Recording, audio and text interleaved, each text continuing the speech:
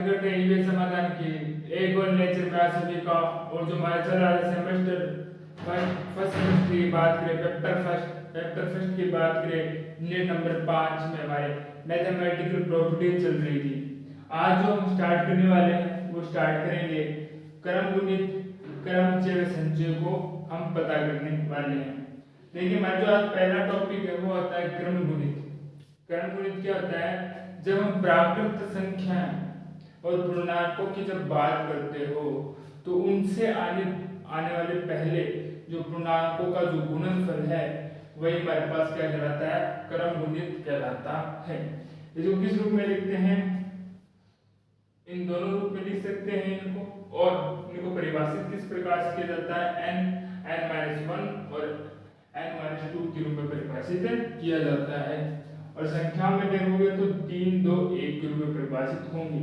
यहाँ पर कुछ दिए गए क्रम से 4 की बात करोगे, 4 को किस रूप में लिखा जाता है? 4 को 4 3 2 1 के रूप में।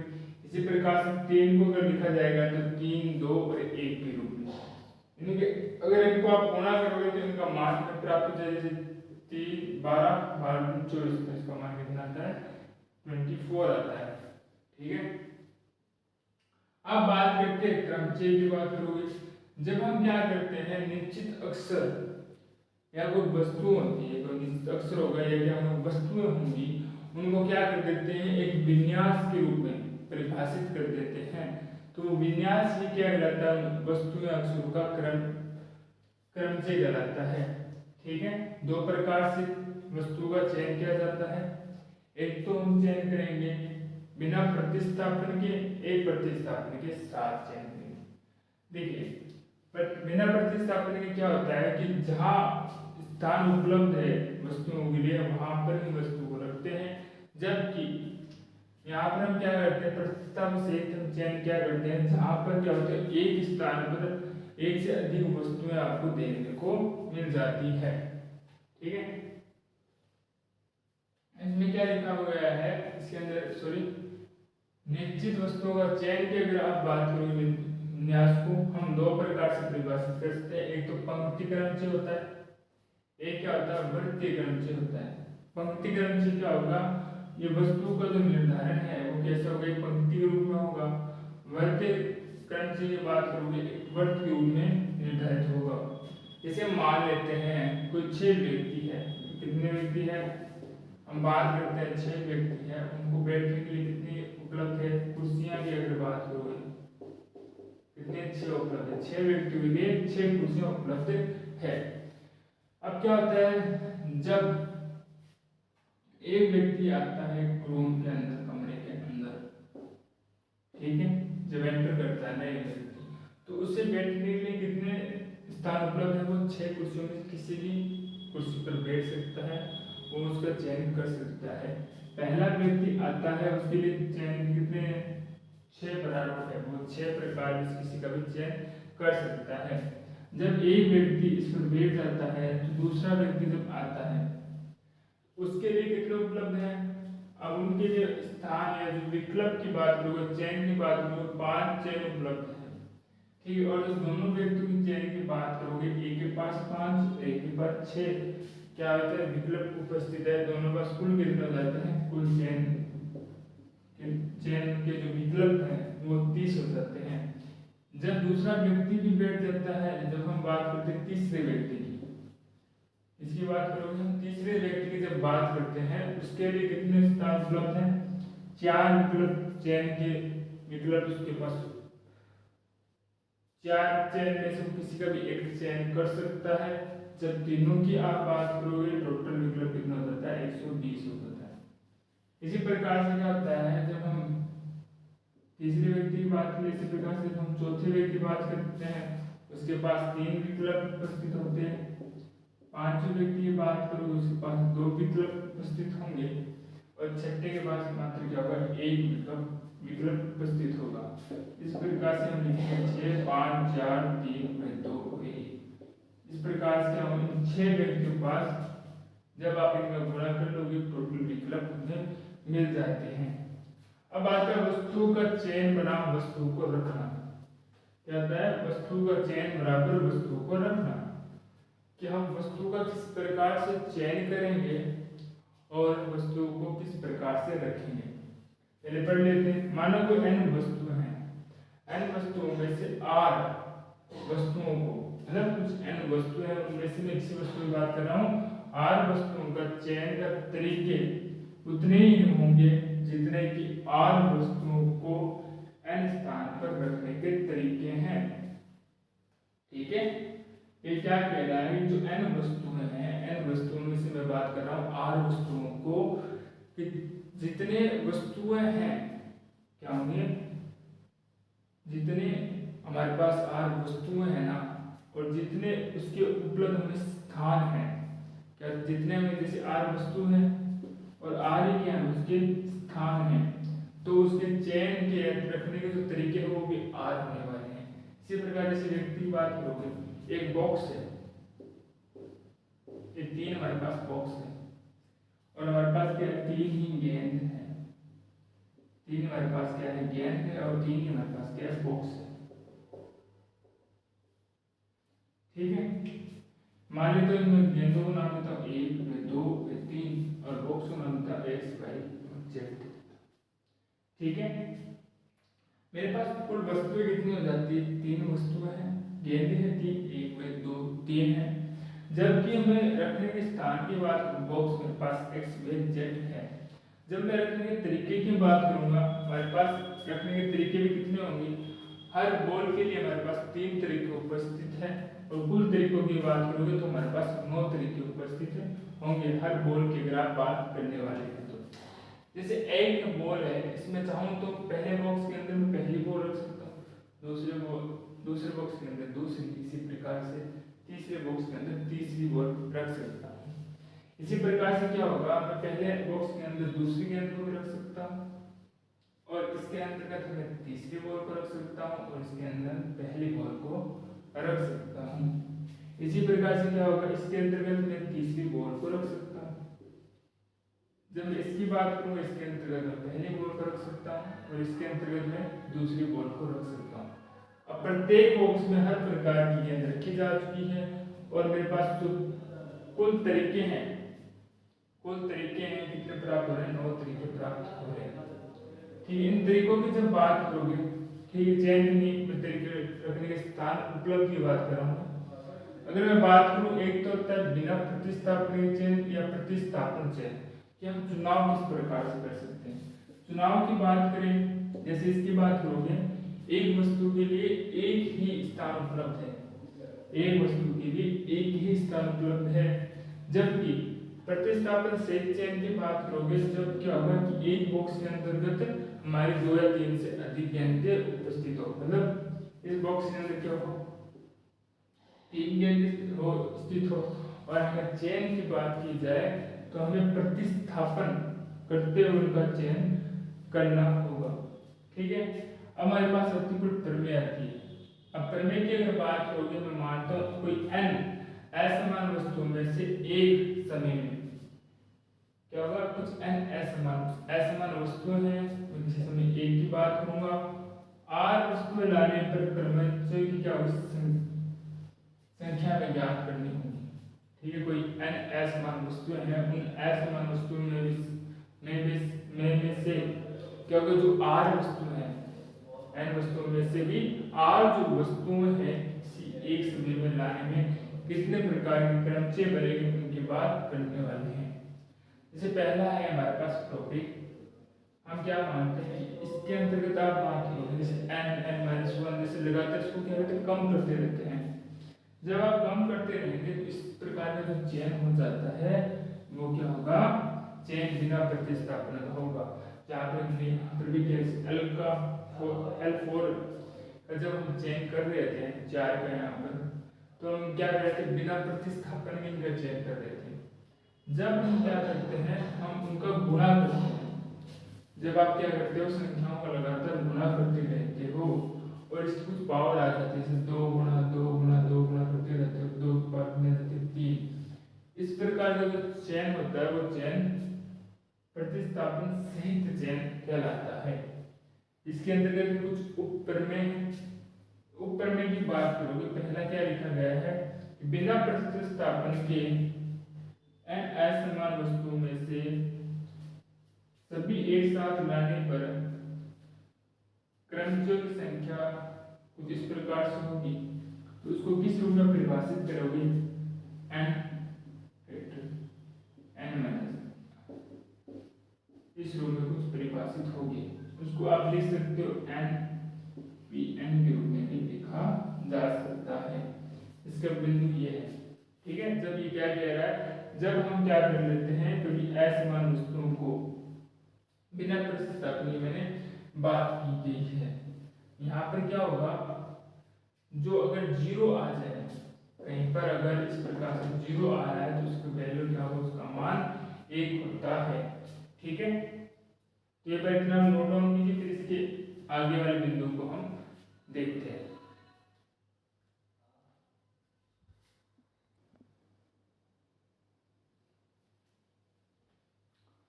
अब देखिए जिसकी दो और बिंदु बाकी रहेंगे तो उनको देखिए।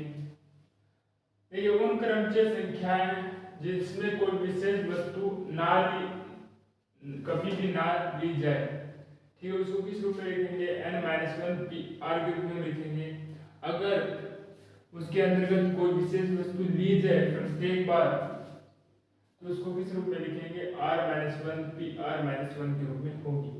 n वस्तुओं में से r वस्तु अगर एक साथ ली जाए तो क्या होगा कि वह स्थिति जिसके अंतर्गत कोई भी विशेष प्रकार की वस्तु ली जाए, ठीक है, प्लस और वह स्थिति जिसके अंतर्गत प्रत्येक परिस्थिति के अंदर कोई विशेष वस्तु ली जाए उनका योग वो किस प्रकार से होता है? वो n p r के रूप में होगा। n-1 p r r n-1 p r-1 के रूप में होगा। अब इनके अंदर हम क्या ज्ञात करते हैं? 7p3 और 8p3 का 8 का मान ज्ञात करते हैं। यहाँ पर देखिए जो p के ऊपर का स्थान के रूप में आपको दिख रहा है 7, वो असमान वस्तुएं हैं संख्या है, और जो 3 आपको दिखाई दे रही है वो क्या है? वो चयन के प्रकार। p के ऊपर जो भी होगा वो क्या होगा? असमान वस्तुएं, और यहाँ पर जो भी इसके पैरों पर होगा वो क्या होगा? चयन के प्रकार या रखने के तरीके, ठीक है। हल कर लेते हैं इनको। इनको किस प्रकार से हल करेंगे? हमारे पास एक फॉर्मूला आया था, ये रहा। इस फॉर्मूले के अनुसार हम इस सूत्र को निकालने वाले हैं। अब देखिए n की वैल्यू यहाँ पर क्या जाती है? 7 आती है। हम फॉर्मूला लगाने वाले हैं n p r n-r। n का मान कितना है? यहाँ पर 7 है। जब n का मान 7 है, 7 का मान रख देते हैं 7, और 7 में से हमें कितने घटाने हैं? 3 घटाने हैं। फिर इसको सही से लिख देते हैं 7 3 2 6 5 4 3 2 और 1। इसी प्रकार नीचे बचता है 4 को भी सही से लिख देते हैं 7 6 5 4 3 2 और 1। 4 के भी लिख देते हैं 4 3 2 और 1। यहाँ से आप चाहे तो इसको पूरे को कट कर सकते हो, यहाँ से यहाँ तक का, ठीक है। इसको कर लेते हैं पूरे को हल। 6 पंजो 30 को अगर आप 7 से करोगे तो हमारे पास आ जाता है तो 10 इसका मान आ जाएगा। जब हम 8 वाले की बात करोगे, आप 8 वाला किस प्रकार से हो उसकी बात कर लेते हैं। यहाँ पर n की वैल्यू 8 है, ठीक है, और 8 भी r की वैल्यू है। नीचे क्या जाता है? 0 आ जाता है। 0 फैक्टर आउट होता है वो 1 होने वाला है। 8 7 6 5 4 3 2 और 1 यहाँ पर 1 आ जाता है। तो इसका फैक्टर निकाल लेना। अब देखिए हमारे पास अगला क्वेश्चन है, बिना प्रतिस्थापन के अंक हमें दिए गए 1 3 5 7 9 दिए गए हैं। 3 अंकों की कितनी संख्याएं बन सकती है? तरीके पूछ रहा है इसके अंदर कितने संख्याएं बन सकती है। अगर आप बात करोगे n असमान अंकों की बात करोगे वो कितने हैं? यहाँ पर 5, और r तरीकों की बात करोगे वो कितने हैं? 3। बस आपको मान रखने इसके अंतर्गत। n का मान हमारे पास कितना होता है? 5, तो मैं सीधा ही हल कर रहा हूँ। में कितने घटाने हैं, 3 क्या जाते हैं 2 आ सकते हैं। नीचे हमारे पास आ गया 2 ये कट हो जाएगा। ये हमारे पास आता है 520, 20 को हम 3 से करोगे 60, कितने आ जाते हैं, संख्या बन सकती है 60 संख्याएं बन सकती है।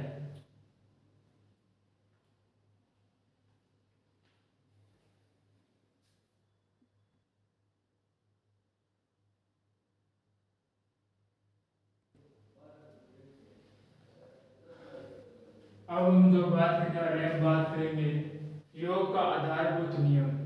देखिए इसके अनुसार क्या है, यदि हम बात करते हुए घटना n1 है, ठीक है, और अगर बात करें दूसरी घटना क्या हो सकती है, n2 प्रकार से हो सकती है। इसी प्रकार से अगर हम r घटनाओं की बात करें तो क्या घटना हो सकती है, nr प्रकार से हो सकती है।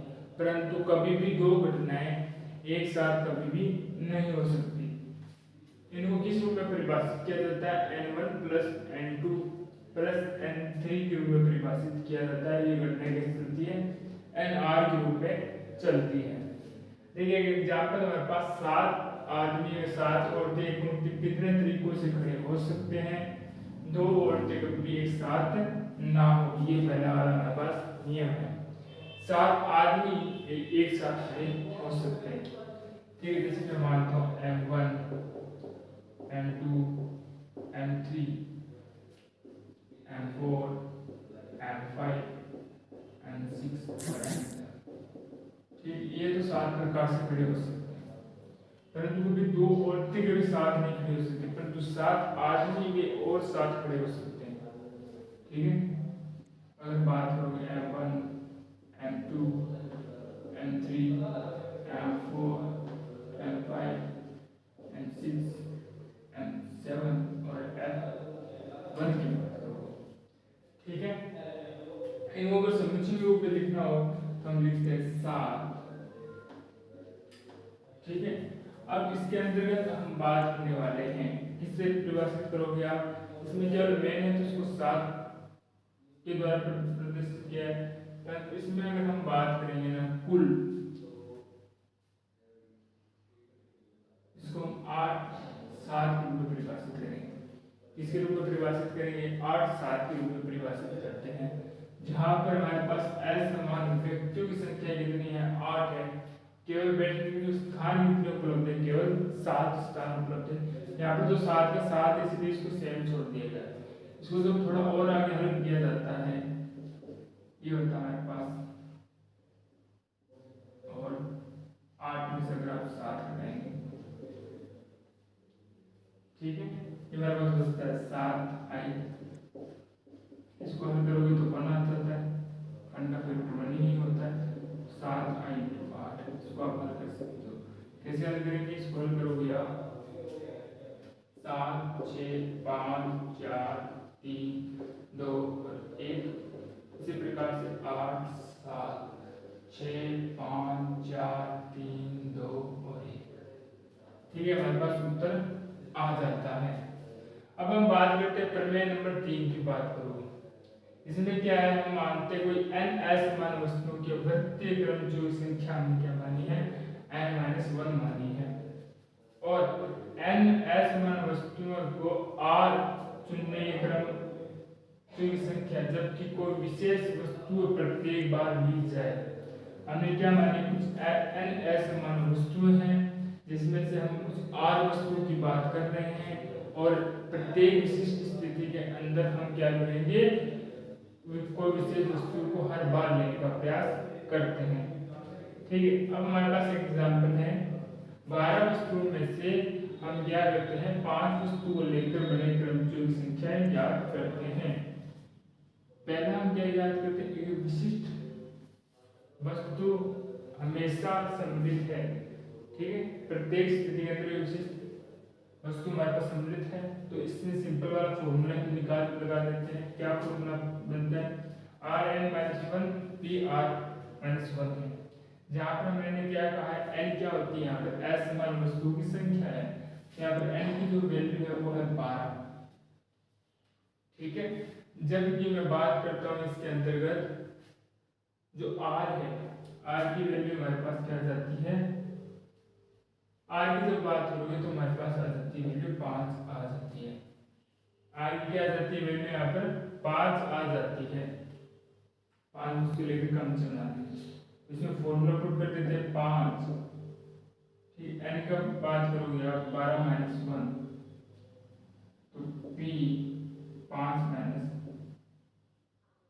1 करोगे तो आ जाता है 5 11 और ये हमारे पास आ जाता है 4। इसको हम पी को हम हल कर सकते हैं, आपको पता है किस प्रकार से करते हैं 5। इसको हल करें तो हमारे पास असमान वस्तु है और हमारे पास समान वस्तु है, अर्थात ये n और p वापस हमारे पास आ गया है।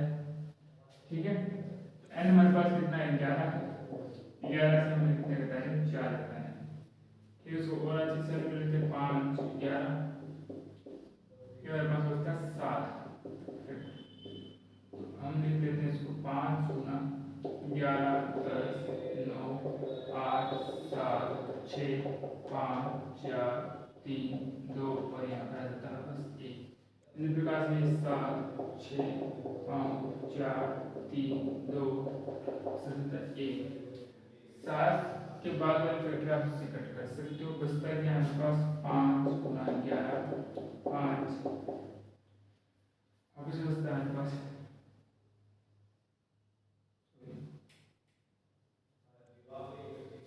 बचता है 5 11 10 9 और 5। इसको आप गुणा करें तो कितना आ जाता है, इसको आप करोगे 9 8 72 आ जाता है, 10 से करोगे 720 आ जाएगा। तो इनसे आप इसको गुणा कर लीजिए, मेरे पास वैल्यू आ जाती है। इसके अंदर हम बात करते हैं 3 विशिष्ट समृद्ध स्थितियों की बात करें, 3 स्थितियों की बात करें विशिष्ट है। अब हम तीनों की बात करें तो एक एक प्लेनेट ग्रहाकार परिस्थिति के अंदर हमारे पास क्या आता है एक गुना मेरे पास 3 प्रकार की स्थितियां प्राप्त होती है। तो ये बार हम किससे गुणा करने वाले हैं, 1 से गुणा करेंगे। ठीक है, और वस्तु की संख्याओं की आप बात करोगे तो एक बार तो हमारे पास क्या है 3 दी गई है, एक बार हमारे पास क्या दी गई 3 दी गई है। और एक जब हम बात करोगे आप 5 वस्तुएं जिसमें 3 ले लेंगे तो बचती कितनी हमारे पास 2 वस्तुएं बचती हैं। कितनी बचती है 2 वस्तुएं बचती हैं। ठीक है, अब 12 वस्तुओं की बात कर रहे हो, टोटल कितनी है समान वस्तुएं 12 वस्तुएं हैं। जब 12 वस्तुओं की बात होगी यहाँ पर हम 2 वस्तु ले लेंगे और 12 वस्तुओं में से ले लिए मैं 3 वस्तुएं घटा देता हूँ तो मेरे पास कितनी वस्तु बचती है 9 वस्तुएं बचती है। कितनी वस्तुएं बचती है 9 बचती है। और यहाँ पर आप बात करोगे तो टोटल कुल वस्तुएं कितनी थी स्टार्ट में जो 5 थे 3 ले लो उसके लिए थे हमारे पास 5 थी।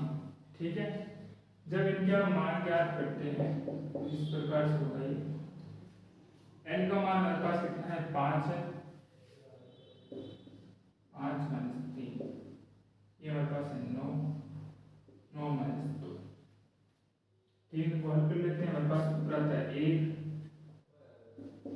5 गुना 4 गुना 3 गुना 2 गुना 1। नीचे की बात को 2 गुना ये इससे कैंसिल हो जाता है एक बार के लिए। ऊपर वाला ज्ञात कर लेते हैं 9 8 7 6 5 4 3 और 2 1। नीचे बचता हमारे पास 7 7 6 5 4 3 2। इसको इससे कैंसिल कर लेते हैं, यहाँ पर कितना बचता है 56 बच जाता है हमारे पास। और इधर बात करोगे आप 5 तो 20 20 को जब आप 3 से करोगे हमारे पास आता है 60 60 को करते 56 से गुना तो हमारे पास इसका उत्तर आ जाता है।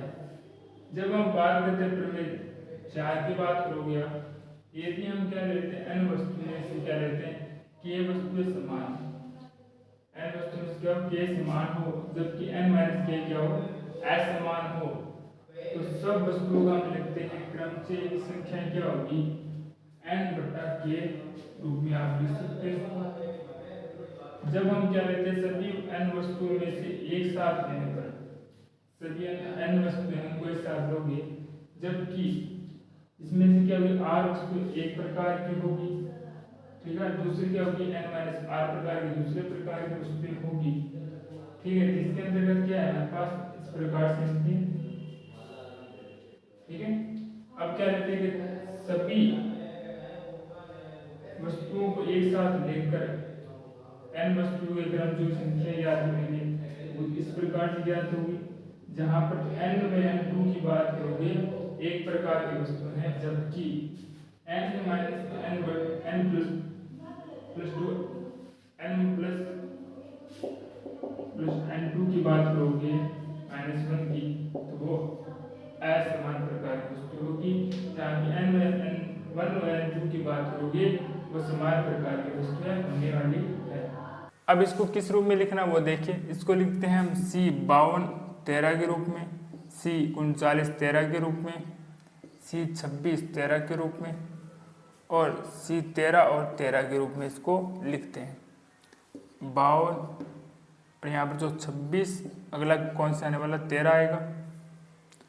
ठीक है, इसके अंदर बात 39 और 26 आएगा, 13 और 39 आएगा।